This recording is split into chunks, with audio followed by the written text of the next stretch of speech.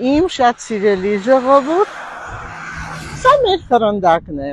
այն շատ օգտակար է, չափից ավելի, երբ այն արդեն դառնում է, գույնը փողում է, դեղին գույնը գորշ, պետք է հավաքել, չորացնել կիզ արևի տակ, որպեսզի այն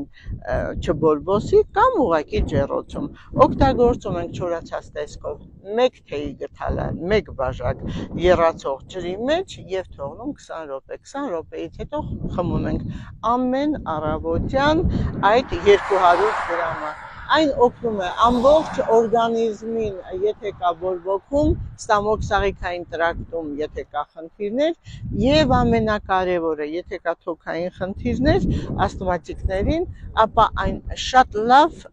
ազդեցություն է ունենում։ Այնպես որ իմ շատ սիրելի ժողովուրդ, օգտագործում ենք բորբոքումների ժամանակ եւ թոքային խնդիրների դեպքում։